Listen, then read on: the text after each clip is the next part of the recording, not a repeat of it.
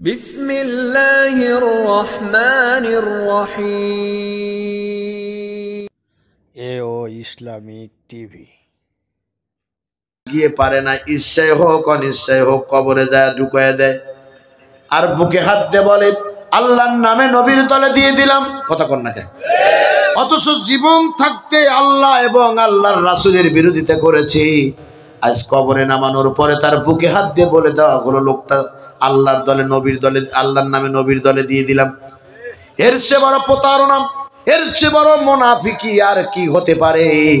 সুতরাং আজকের এই মাহফিলি, এই গভীর রাত্রে আপনাদের কাছে হাত জোর করে আমার বিনয়ের সঙ্গে অনুরোধ হলো, আমাদের প্রত্যেকটা ব্যক্তির কোরআন হাদিস থেকে যাচাই করে দেখা দরকার আমরা মুনাফিকের দলে আছি কিনা। যদি থাকি তাহলে ইসলাম আমাদের হতে হবে, সংশোধনের রাস্তা আমাদের খুঁজতে হবে। বলেন ঠিক কিনা? মুনাফিকের আলামত, আয়াতুল মুনাফিকিস সালাসা, ইজা হাদ্দাসা কাযাবা। মুনাফিকের আলামত হলো তিনটি। যখন সে কথা বলে মিথ্যা কথা বলে, ওয়া ইজা ওয়াদা আখলাফা, ওয়াদা করলে তা কি ভঙ্গ করে। 3 নাম্বার হলো আমানত রাখলে খেয়ানত করে। অন্য অন্য বর্ণনায় 4টি বর্ণনা করা হয়েছে, সেখানে বলা হয়েছে 4র্থ নাম্বার হলো যখন তার সঙ্গে কারো তর্ক বিতর্ক লাগে তখন সে ভাষা ভাষা ব্যবহার করে কথা বলে। এই 4টি গুণ যার ভিতরে আছে সে পরিপূর্ণ মুনাফিক। আর একটি যার ভিতরে আছে তার ভিতরে মুনাফিকের চিহ্ন বিদ্যমান। আমি আপনাদের বোধহয় কষ্ট দিয়ে ফেললাম। আপনি কি ঘড়ির দিকে তাকায় যদি টাইমটা বলি আপনি কি বিশ্বাস করবেন? আমি নিজেই তো কি করে ফেললাম, এখন বাজে 11:40। তাহলে আমি আর 10 মিনিট বক্তব্যের বেশি দিতে পারবো না। আপনারা আমাকে বলতে পারেন প্লিজ, আমি আমার কৃতিত্বের কোনো কথা বলি না। সারা দেশে মাহফিলের অভাব নেই। এই প্রোগ্রামে কর্তৃপক্ষ আমার কাছে গিয়েছিলেন, আমার ইএমএসে আমি খুতবা দিই, অর্থাৎ এই ভূমিহীন রোডে। আমার শ্রদ্ধেয় আমার ইএমএসের কর্মকর্তা শাহিন ভাইয়ের কাছে গেলেন, আমার মাধ্যম দিয়ে, তার মাধ্যম দিয়ে আমার কাছে কথা বললেন। আমি বলেছিলাম যে না, এর আগে আমি কাশেমপুরে কোনো দাওয়াতে কেউ ফোন দিলে আমি রাজি হইনি। আমি জানি পোস্টার করার পরে এই মাহফিল আর বাতিলটা হতে দিবে না, আমি আগে জানতাম। আর এখন আমি বলি যে আজ থেকে 10-12 বছরের আবুল বাশার হেলালিকে মূল্যায়ন করে মাহফিল করা হবে। সুতরাং এই মাহফিলে আমি কথা বলতে রাজি নয়। কথা কি বুঝতে পারছেন? তবে ওই যে আল্লাহ পাক ছাড় দেন কিন্তু ছেড়ে দেন না। ভাগ্যক্রমে যে নয়াপাড়া আজাদ কমপ্লেক্স মসজিদ থেকে আমাকে বিনা দোষ নোটিশ ছাড়াই বিদায় করে দেওয়া হলো, সেই নয়াপাড়ায়ও মাহফিলের দাওয়াত দিতে বাধ্য হতে হয়েছে আমাকে। আগামী 20 ডিসেম্বর নয়াপাড়ার মাঠে আমি কথা বলবো ইনশাল্লাহ। সেদিন কথা হবে, সেদিন কথা হবে। আমার প্রিয় মুসল্লিরা সেদিন এক নজর আমাকে দেখবে, আর আমিও তাদেরকে দেখব। তার কারণ সেদিন আলোচনা করব বাদেশা, আর আগামীকাল জরুন মাঠে আলোচনা করব সম্ভাব্য টাইম রাত 10টা। আল্লাহু আকবার কর। আপনারা পারলে সেখানে যাবেন, সময় নিয়েই ইনশাল্লাহ কথা বলার চেষ্টা করব। প্রিয় বন্ধুগণ, আমি বলতেছিলাম ফাম্মা মান তাগা, সীমা লঙ্ঘন। সীমাটা আমি কিন্তু দারুণ একটা কথা ভিতরে বলে দিয়েছি। সীমা লঙ্ঘন হয়েছে কিভাবে আপনি বুঝবেন?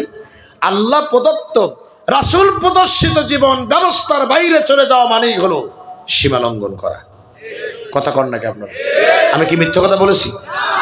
নামাজের আজান হয়েছে, আল্লাহু আকবারের তাকবীর শুরু হয়েছে, আর কোনো কথা নয়, দোকান বন্ধ করে দিতে হবে। কথা কন নাকি? চাকরির দরজা তালা লাগিয়ে দিতে হবে। আজান হয়েছে, ডাক দিয়েছেন কার নাম ধরে? আল্লাহ পাকের নাম ধরে। কৃষিক্ষেত্রে কৃষিকাজ বন্ধ করে দিতে হবে। ঘরের দরজা জানলা তখন আর বন্ধ করে না দিয়ে বসে থাকা যাবে না, বরং সব কিছু ছেড়ে দিয়ে রওনা দিতে হবে আল্লাহ পাককে সিজদা করার জন্য। আকিমুস সালাত ওয়া আতুজ যাকাত ওয়ারকাউ মা'আর রাকিঈন। তুমি নামাজ কায়েম করো আর যাকাত প্রদান করো আর রুকুকারীদের সঙ্গে রুকু করো। এটা যদি না করা হয়, এদিকে তাকান আপনারা, এদিকে তাকান, খেয়াল করেন। আজান হয়ে গেছে, আমি নামাজে যাইনি। আজান হয়ে গেছে, আমার আল্লাহর আহ্বানে সাড়া দেয়নি। এর মানেই হলো আমার আল্লাহ প্রদত্ত বিধানের বিধি লঙ্ঘন করে ফেলেছি, এর নাম হলো সীমা লঙ্ঘন। বলেন ঠিক কিনা? আল্লাহ বলছেন নেশার কাছেও যাওয়া যাবে না। কি বলছেন? আল্লাহর সেই নির্দেশনা বাইপাস করে আজকে নেশাকে মানুষের হাতের ডগায় পৌঁছে দিয়েছি। হাত বাড়ালে নেশা পাওয়া যায়। আল্লাহ পাক বলছেন এটি হলো আমার বিধানের সীমা লঙ্ঘন। সুদ খেও না, কে মানা করছে? এটা আওয়াজ দিতে হবে, কে মানা করছে? সুদ আমাদের সমাজে আছে না নাই? প্রিয় বন্ধুগণ, দুটি অপরাধ যখন সমাজে গ্রাস করবে, মনে রাখবেন আল্লাহ পাকের গজব নাজিল হতে থাকবে। আমি গতকাল প্রোগ্রাম করেছি ময়মনসিংহ ফুলপুরে। এলাকার লোকজন, ময়মনসিংহ ফুলপুর অনেক প্রোগ্রাম আমি করেছি। এলাকার লোকজন বলল হুজুর আমরা বড় বিপদগ্রস্ত। আমি বললাম কি হয়েছে আপনাদের? বলো আমার এলাকায় অসময় বন্যা হওয়ার কারণে যেখানে লক্ষ লক্ষ মন ধান হওয়ার কথা, সেই ধানের জমি এখন পুরা খালি আছে, কোনো ফসল জন্মে নেই। আমার বন্ধুগণ, আমি তো বলেছি এটা আল্লাহ পাক না খাওয়া রাখবেন না, বরং সাময়িকের জন্য ওই যে আল্লাহর বিধান লঙ্ঘন করেছে এই জন্য আল্লাহ পাক বান্দাকে শাস্তি দিয়েছে। বলেন ঠিক কিনা? আমি যে কথা বলতেছিলাম, তাহলে দুটি অপরাধ যখন সমাজে বেড়ে যায়, মোহতারাম আর একটু সময় থাকা যাবে তো, তাহলে দুটি অপরাধের এক নম্বর অপরাধ হলো সুদ যদি সমাজে বেড়ে যায়। এবার আপনারা বলেন তো সুদ আছে না নাই? সুদ আছে না নাই? সুদ শুধু নাই, আমরা মনে করতেছি জান্নাতে চলে গেলাম, দাঁড়িয়ে রাখছি, মাথায় টুপি দিছি, মৌলানা সাহেব, হাজী সাহেব। আর জান্নাতের ঠেকায় কে? জান্নাতের যাওয়া ঠেকায় কে? আমি একটা কথা আমার মুসল্লিরা জানে, তাও বলে দেই। আমি আরাফার ময়দানে দাঁড়িয়ে আছি, এক মুআল্লিম, আমি তো ওই কিছু লোক যে হজে গেছে এদের চিনি যে সিটের বাটপার কত নাম্বার, উনি বক্তব্য দিতে যায় পাম দিয়া এই লোকগুলোকে বলে ফেলে দিল যে আপনারা সব জান্নাতি। তেন আমি একটু সাইডে ছিলাম, ভিতরে ঢুকে বললাম যে আমি পিছ পড়ছি, আমারও দেন। কথা কি বুঝতে পারছেন?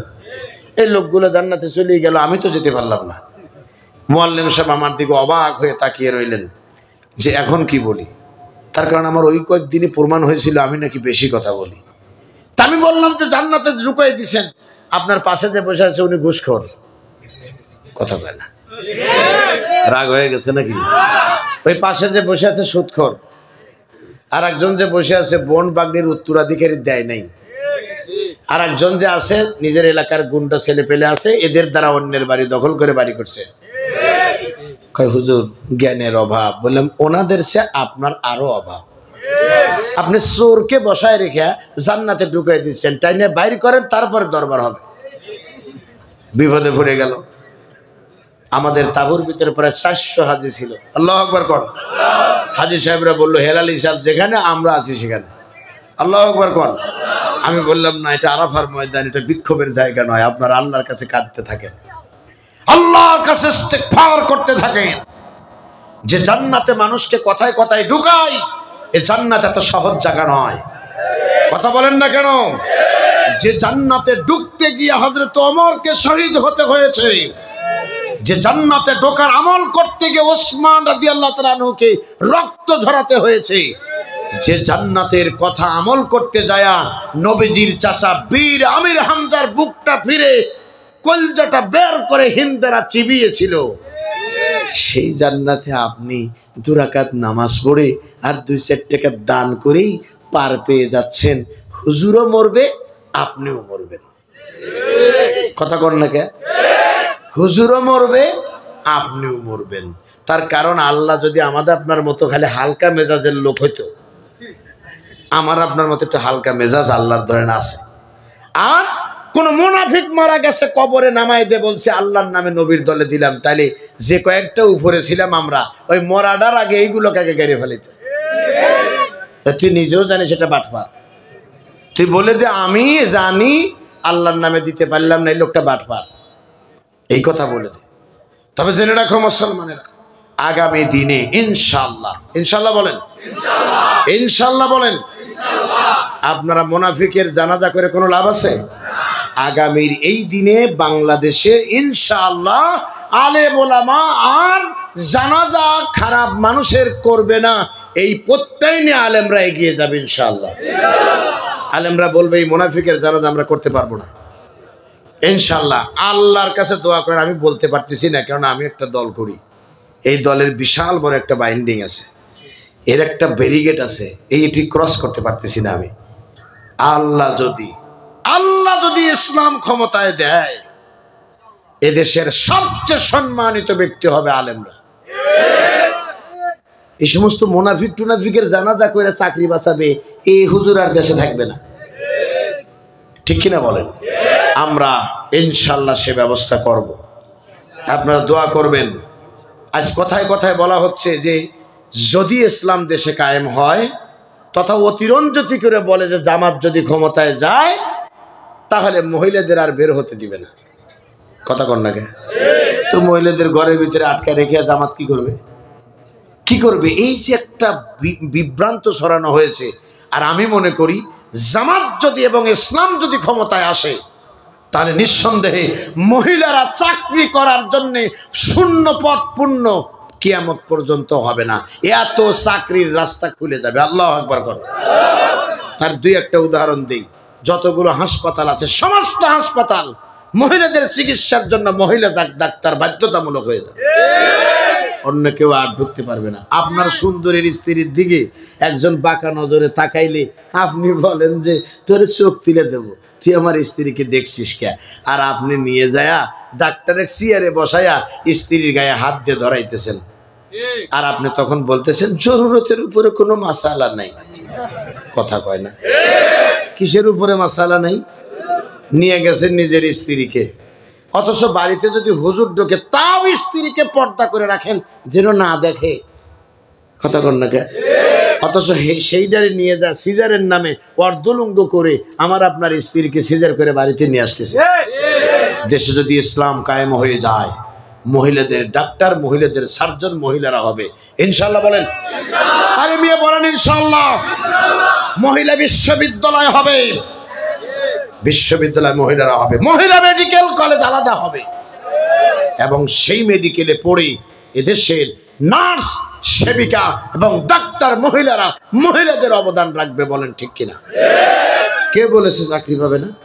কে বলছে চাকরি পাবে না? আমার দেশের অধিকাংশ মেয়েদের এই এসএসসির পরেই ইন্টারের মধ্যেই বিয়ে হয়ে যায়। সুতরাং দেখা যাবে যে শূন্য পদ পূর্ণ হবে না। মনে রাখবেন, কোন পুরুষের জায়গায় নারী কোনোদিন চাকরি করতে যাবে না। আল্লাহু আকবার বললেন না? আপনারা কি চান না সেই দেশ আসুক?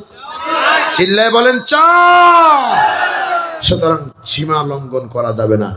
সুদ খেতে নিষেধ করেছেন আল্লাহ, এটা খাওয়া মানে সীমা লঙ্ঘন করা।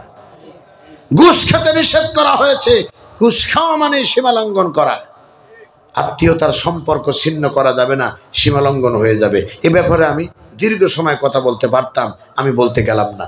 আর কয়েকটা মিনিট যদি নেই, আপনারা কি রাগ করবেন? ইনশাল্লাহ বলেন। যারা মনে মনে ভাবতেছেন যে দীর্ঘ সময় কথা হুজুর বলবেন, আসলে তা আমি বলবো না। আমি আপনাদেরকে 12টার মধ্যে আমি চাইছিলাম মোনাজাত সহ শেষ করতে, কিন্তু এত অল্প সময় কি করে চলে যাই। এর কাফারা হিসেবে আরো 10 মিনিট বাড়াইয়া 12টায় যায় মোনাজাত করে। আপনারা রাগ করবেন নাকি? চিল্লায় বলেন রাগ করবেন? কথায় কথায় আমাদের ওবায়দুল কাদের সাহেব বলছেন আসো খেলা হবে, মাকড়াস করে বলছে না? কিভাবে বলছে একটু বলতে পারবেন? হ্যাঁ ভালো করে। না না না, আমার সাথে মাকড়াস করে বলেন খেলা হবে। খুব সুন্দর করে বলছে খেলা হবে। হায় হায় আল্লাহ, দেখতে দেখতে 15 বছর, সামনে আরো 5 বছর, মানুষ বাঁচে কত বছর। অবাক হয়ে তাকিয়ে থাকলাম, কোথায় গেল ওবায়দুল কাদের, আর পেলাম না। ছেলেরা একটা গান বের করলো, ভালো হয়ে যাও মাসুদ তুমি। কথা কন না কে? বাইর করছে না? ভালো হয়ে যাও মাসুদ তুমি, এই কথা কে বলবে আর? পালিয়ে গেছে কাউয়া কাদের, কেউ জানে না খবর তার। ভালো হয়ে যাও, ঠিক কিনা বলেন? ফকরুল সাহেব আপনার বাসায় কাউয়া কাদের গেছেনি, ঠাকুর গায়ের বাসায় আপনি থাকতে তারে দিছেননি। এই গান দিয়া যেই শুরু করছি লালমনিরহাটে এই গত 17 তারিখে, পিছন থেকে এক দাড়ি টুপিওয়ালা মানুষ সিরকুটে লিখে দিচ্ছে হুজুর রাজনীতির কথা পরিহার করুন। আমি তো চিন্তা করলাম, আমার এক ওস্তাদ বলছিল বাবা বিবেক সামনে রেখে এলেম পিছে রাখবে আর জবাব দিয়ে দিবে তৎক্ষণাৎ। আল্লাহু আকবার কোন। আমি তখন বললাম মুসলমান হয়ে যে ব্যক্তি ইসলামের রাজনীতি খুঁজে পায় না, আমি তো মনে করি উনি আজও মুসলমান হতে পারে নাই। কিসের দাড়ি আর কিসের টুপি? মানবতার নবী বলেছেন লোকটি মারা গেল, তার অন্তরে জিহাদের তামান্না আকাঙ্ক্ষা জাগ্রত হয় নাই, সে লোকটা মুনাফিক অবস্থায় মৃত্যুবরণ করল। কে বলছে ইসলামের রাজনীতি ইসলামে নাই? এই কথাগুলো বলে ধুয়ো তুলে তুলে সাধারণ মানুষকে বিপদগামী করা হয়েছে, আর সেই সুযোগ আমরা চিল্লায় বলেন দিব। ফকরুল সাহেব আপনার বাসায় কাউয়া কাদের গেছেনি, ঠাকুর গায়ের বাসায় আপনি থাকতে তারে দিয়েছেননি, তার সাথে যে হিসেব বাকি, বলেন ঠিক কিনা? তার সাথে যে হিসেব বাকি আছে কোটি জনতার, পালিয়ে গেছে কাউয়া কাদের কেউ জানে না খবর তার, ভালো হয়ে যাও। আরো জোরে। সিরাজগঞ্জের ভাষায় ভালো হয়ে যাও মাসুদ তুমি, এই কথা কে বলবে আর, পালিয়ে গেছে কাউয়া কাদের কেউ জানে না খবর তার, ভালো হয়ে যাও ও গেদা ভালো হয়ে যা। খেলা হবে ইনশাআল্লাহ বলেন। সারা দেশ আলেমরা কথা বলে জ্বালাই দিবে। আল্লাহু আকবার কোন। আমার দেশের খতিবরা আলেমরা আর কোন জালেমের চক্রাঙ্গানিকে পরোয়া করে না ইনশাআল্লাহ বলেন। আমি 2 নাম্বারটা বলতে চাচ্ছিলাম, ওয়া আসারাল হায়াতাদ দুনিয়া, জাহিম নামক জাহান্নামে যারা যাবে তাদের 1 নাম্বার গুণ কি? তারা কি? সীমা লঙ্ঘনকারী। 2 নাম্বার গুণ হলো তারা হলো এই দুনিয়ার জীবনকে গুরুত্ব দিয়েছে। দুনিয়ার জীবনকে গুরুত্ব দাও কি মনে করেন আপনারা বলেন দেখি একটু? দুনিয়ার জীবনকে গুরুত্ব, পরকালের জবাবদিহিতার চিন্তা নাই, শুধুমাত্র দুনিয়া দুনিয়া করেছে। 15 বছর সব জায়গায় আমার মনে আসে আমি এখন কি করব বলেন? আমার উপায় নাই, উপায় নাই। ওই যে সেই রোগীর মতো হয়েছে, ডাক্তার বুড়ো মানুষ গেছে ডাক্তারের কাছে, ডাক্তার জিজ্ঞাসা করছে কি হয়েছে আপনার? কয় আমি একবার খেলে আর একবার খেতে মন চায় না। কয় মানুষ বুড়ো হলে রুচি এরকমই হয়। বলছে যে আমি একবার ঘুমাইলে জেগে উঠি আর ঘুম ধরে না। বলে মানুষ বুড়ো হলে তার ঘুমের রুচিও এরকমই হয়। বলো বাবা, বসেও থাকতে পাই না, দাঁড়াও থাকতে পাই না, কি যে বিপদে আছি মুরব্বী। কথা কয় না, কি যে বিপদে আছি মুরব্বী, এখন কি করা যায়? ডাক্তার ডেকে বলছে যে বাবা, মানুষ বুড়ো হলে তার হাড্ডি গুড্ডি এরকম একটু লুসি হয়ে যায়। ডাক্তারের কথা শুনে মেজাজ গেছে গরম হয়। রুগী চিন্তা করছে সব কিছু খালি বুড়ো মানুষের দোষ, গালে একখান কইসে চর মারছে। এত জোরে ডাক্তার চর মারছে, চর খায় ডাক্তার সোজা হয়ে বসে বলতেছে চাচা আমি তেমন কিছু মনে করি নাই, তার কারণ মানুষ বুড়ো হলে তার জ্ঞান এরকমই হয়, আপনার যে জ্ঞান নাই এই চরেই বুঝতে পেরেছি। কথা কি বুঝতে পেরেছেন? ও আসারাল হায়াতাদ দুনিয়া। আমার মনে পড়ে সোনামণি, কি করব বলেন, উপায় নাই, যা দেখি শুধু ওয়া, চতুর্দিকে শুধু ওয়া ওয়া, বলেন ঠিক কিনা? আমি খেয়াল করে দেখেছি 15 বছরে দুনিয়ার জীবনকে গুরুত্ব দিতে যায় কেউ ভোট দেয়নি, তাও লিখছে বিপুল ভোটে নির্বাচিত সংসদ সদস্য। কলে ভোট দিছে কেনা? কয় যে 10 বছর আগে কবরে গেছে কাকি, উনি এসে দিয়ে গেছে। কিভাবে? চাচাকে বাড়িতে এসে বাতিজে বলছে কাকা চাচি এসেছিল তোমার সাথে কি দেখা করছে?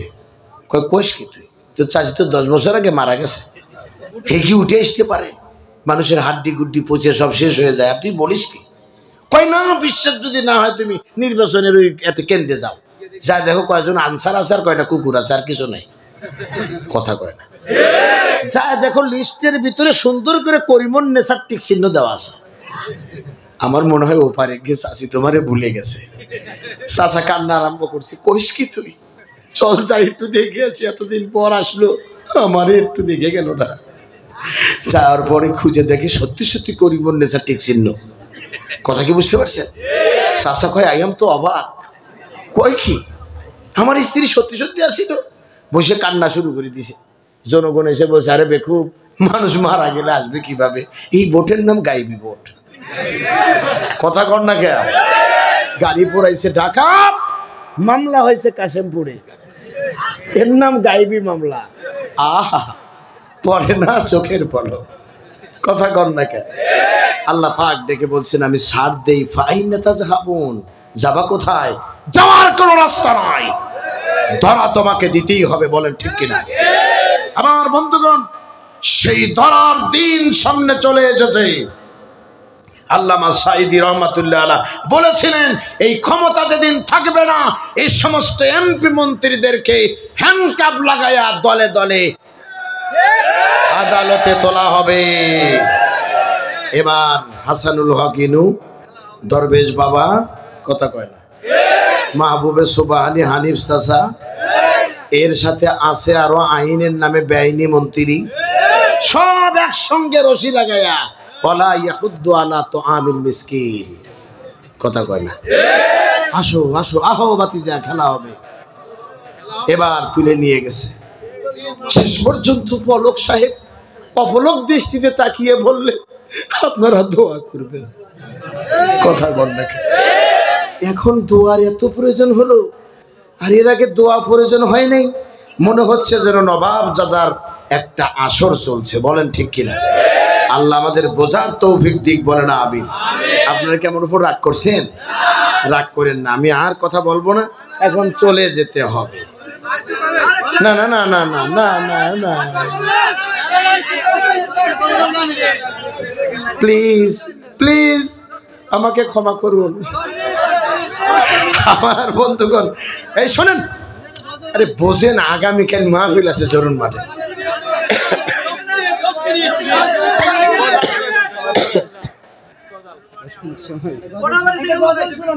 কোনাবাড়ি থেকে লোক যদি না এসে থাকে, জরিমানা ওদের করবো।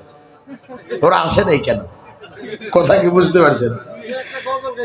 ওই এক লোক গেছে আপনার, বলবো দাঁড়ান একটু, কি যে বলি মাউনেস স্পিকার, এই গজল আর বলতে চাই না। কথা কি বুঝছেন? আমার ধরে নিয়ে যায়, কি যে একটা নাটক করছি, এগুলো বলতে চাচ্ছি না। এগুলো পরিচিত বেশি লোকজন আছে, ওনারা বলবে যে হুজুর এইগুলো হয়েছে নাকি। আমার বন্ধুগণ, এক লোক গেছে, আপনার কথায় একটা উদাহরণ মনে পড়ছিল, তা বলতে চাচ্ছি না। একটা উদাহরণ আমি দিয়েছিল, ওয়া আসারাল হায়াতাদ দুনিয়ার নিয়ে একটা উদাহরণ দেই। উঠে যাবেন নাকি? উঠে গেলে তারই মোনাজাত করবো। তাহলে ঠিক আছে, একটু আল্লাহু আকবার বলেন। আপনি কি কষ্ট পাচ্ছেন? আল্লাহু আকবার বলেন। হ্যাঁ, আমার বিএনপি বাইরেও এখন দাঁড়া আছে, খেলা হবে। হ্যাঁ, মিল্টন রোড থেকে নেত্রিক বাইর করে দিছাও। কথা কর না কে? এবার আর কোনো রক্ষা নাই, আমরা আছি, ঠিক কিনা বলেন? তবে যাই কিছু হবে, আগামীর যদি ফেয়ার নির্বাচন হয়, ইনশাআল্লাহ, ইনশাআল্লাহ বলেন, ইনশাআল্লাহ আমরা দেখব, ঠিক কিনা বলেন? আমার বন্ধুগণ, তবে আমি আল্লাহর অনেক প্রশংসা করি যে আমাদের দেশের মানুষ মাইর খাওয়ার পরেও আমরা এখনো হিংস্র জানোয়ারের মতো আচরণ করিনি। দুই একটা জায়গায় বিচ্ছিন্ন ঘটনা ঘটছে, তাছাড়া কি কিছু হয়েছে? পরিবেশ একেবারে শান্ত, ঠিক কিনা বলেন? আমার বন্ধুগণ, ওয়া আসারাল হায়াতাদ দুনিয়া, আল্লাহ বলছেন যারা সীমা লঙ্ঘন করেছে এবং দুনিয়ার জীবনকে গুরুত্ব দিয়েছে, দুনিয়ার জীবনকে গুরুত্ব দিতে যায় কাউকে সম্মানী লোককে সম্মান করতে পারে নাই। পারছে কি? বরং সম্মানী লোকগুলোকে অপমানিত করা হয়েছে। মামুনুল হকের মতো আলেমকে নিজের স্ত্রী নিয়ে রিসোর্টে গেছে, উনি বলছে কাবিল নামা কই। এখন যিনি প্রশ্ন করছেন, ওনাকে যদি বলা যেত তোমার মার যে বিয়ে হয়েছিল, তোমার মার কাবিল নামাটা কই, তুমি একটু দেখাও, নাহলে তুমি যারার সন্তান। আমাদের সাইদি সাহেব যারার সন্তানের একটা বাংলা বলছিলেন না পার্লামেন্টে, আমাকে যারা রাজাকার বলে তারা পিতৃ পরিচয়হীন অবৈধ সন্তান। এই কথাটা ওই পার্লামেন্টের এমপি মন্ত্রীদের বুঝতেই সময় লাগছে কয়েকদিন। আরে বললো কি? বাড়িতে যা হয়তো স্ত্রী বলছে তোমরা না যারার সন্তান, কয় কও কি? কয় যে ওই যে সাইদি রাজাকার বলছে যারা আমাকে রাজাকার বলে তারা পিতৃ পরিচয়হীন অবৈধ সন্তান। তাইলে তোমরা ওজন করে দেখো না? কয় না, আমরা তো জানি যারার সন্তান। কয় ওইটা মোটিফাই করে বানাইছে এইটা। সুবহানাল্লাহ কোন? আমার বন্ধুগণ, এত অপরাধ করেছে, অহংকার। আরে আল্লাহ মাফ করে দাও। ছোট্ট পর্যায়ের নেতা এসে কাছে বলতো, হুজুর আমার এলাকায় কিন্তু স্লোগানের ওয়াজ করবেন না, আমার এলাকায় কিন্তু হুঙ্কার দিবেন না, দিলে কিন্তু বিপদে পড়লে আমরা জানি না। বলছে কিনা?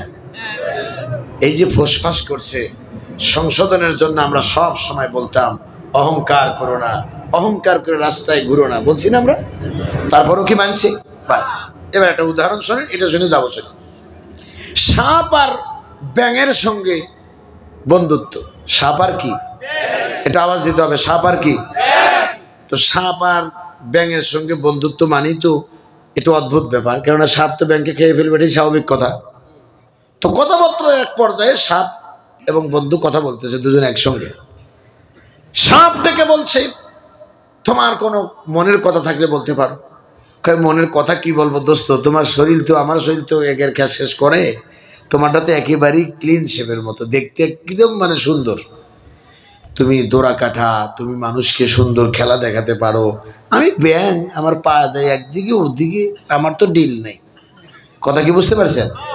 তবে তোমার একটা অভ্যাস আছে, এই অভ্যাসটা একটু বিরক্ত লাগে। কয় কি? কয় তুমি সব ভালো লাগে, কিন্তু মাঝে মধ্যে যখন এভাবে যখন ফোঁস করে ওঠো তখনই দেখতে একটু বিশ্রী লাগে, রাখা যাবে না। এই কথা বলাও শেষ, সাপ ফোঁস করে ওঠাও শেষ, ব্যাং এক লাফ দিয়ে পড়ে গেছে পানির ভিতরে।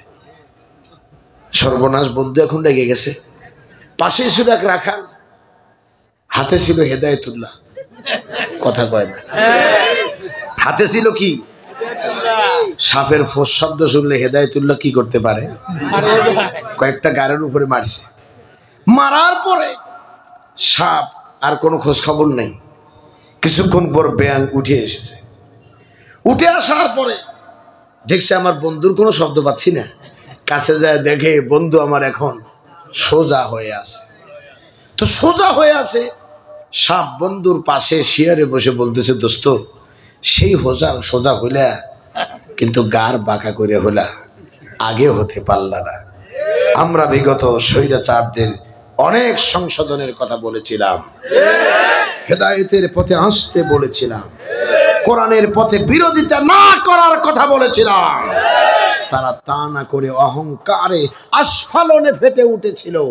আল্লাহ পাক বলছেন, লা তামশি ফিল আরদি মারহান, অহংকার করে জমিনের বুকে পদচারণ করো না, এই জমিন কিন্তু তোমাকে ছেড়ে দিবে না। আর চিল্লায় বলেন ঠিক কিনা? এই জমিন ছেড়ে দেয় নাই, আল্লাহ পাক তাদেরকে ধরালেন, সেই সোজা হলো, আর কোনো খবর নাই। এখন সব জায়গায় এমন হয়েছে, এদের বিরুদ্ধে কথা না বললে মানুষ ওয়াজই শুনতে চায় না। তাহলে বোঝা গেল এত উন্নয়নের পরেও ক্ষমতা ছাড়া 15 মিনিটও টিকতে পারলাম না। এর মানে হলো আমার পিএস চুরি করেছে 400 কোটি টাকা। জনগণ আর বুঝতে বাকি নাই, পিয়ন যদি 400 কোটি মেরে দিতে পারে, না জানি খালা আম্মা কত টাকা মেরেছে। চোরের এই বিচার এ দেশে হওয়া দরকার আছে না নাই? হযরত ওমরের নাম আপনারা শুনেছেন? কথা বলেন, শুনেছেন?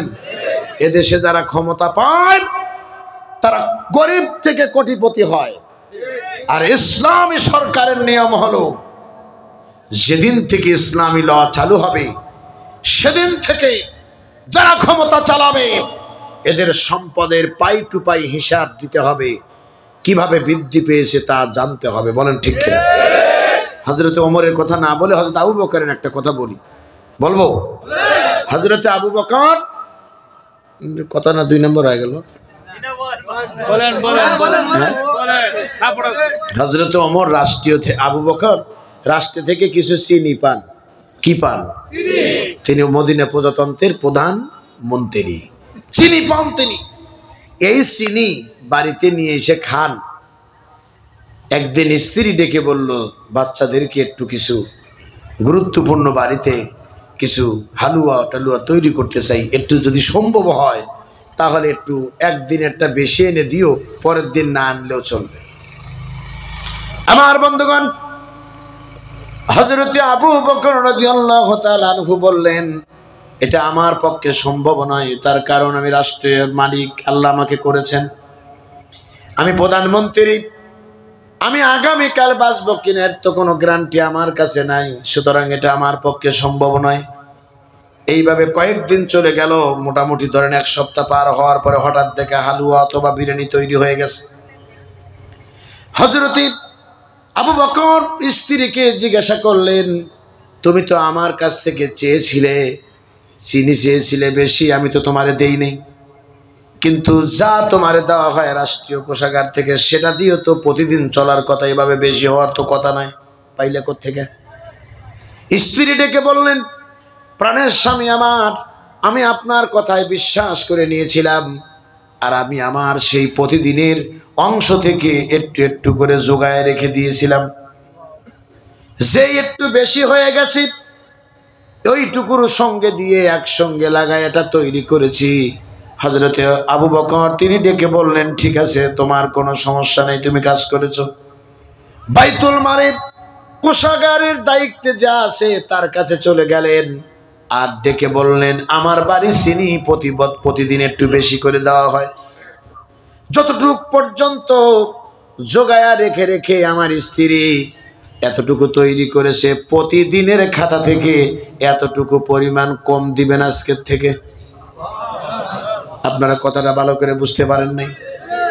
প্রতিদিন মনে করেন 50 গ্রাম যদি জোগায় রেখে থাকে আমার স্ত্রী, তাহলে আজকের থেকে আমি রাষ্ট্রপ্রধান ঘোষণা দিলাম আমার স্ত্রীকে 50% করে বেশি কম দিবেন আজকের থেকে। তার কারণটা হলো, বুঝতে পেরেছি আমার বাড়িতে এত চিনির প্রয়োজন নাই। এমন যদি হতো আমার দেশের শাসক হতো আবু বকরের মতো, হতো ওমরেরই মতো, প্রজার দুঃখে তাদের চোখে আসতো না রে ঘুম, দেশের ভিতর পড়ে যেত শান্তি সুখের ধুম।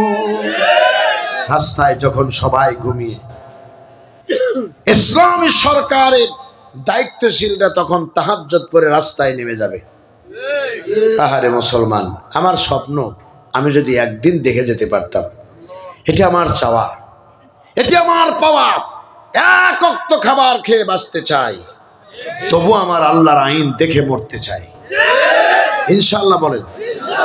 ইসলামী রাষ্ট্রপ্রধান এবং ইসলামী রাষ্ট্র পরিচালনার সদস্যবৃন্দরা তাহাজ্জুদের নামাজ পড়ে মানুষ যখন ঘুমায়, বাড়িতে গিয়ে কান লাগিয়ে শুনবে কে কাঁদতেছে কার জন্যে, পরের দিন তার বন্ধ ব্যবস্থা হয়ে যাবে।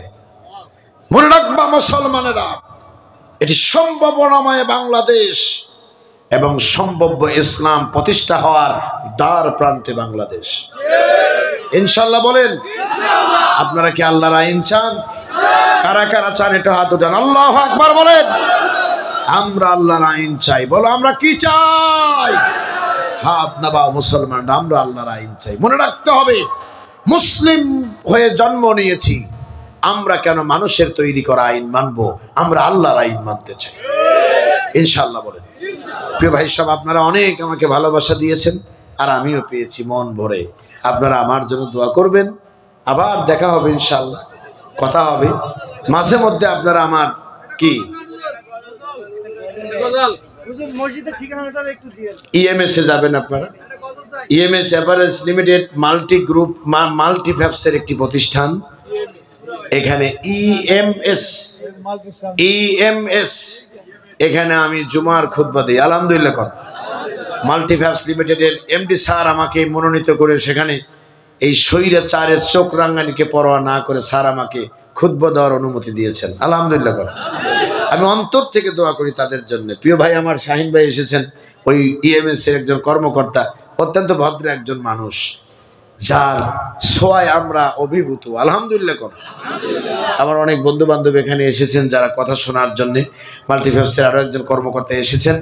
আমি সবার জন্য হৃদয় ভরে দোয়া করছি। ইসলামিক গান শুনতে চাচ্ছেন আপনারা, আসলে ইসলামিক গান শোনার মতো বা বলার মতো কণ্ঠ আমার এই মুহূর্তে নাই, যা আছে তাই বলবো।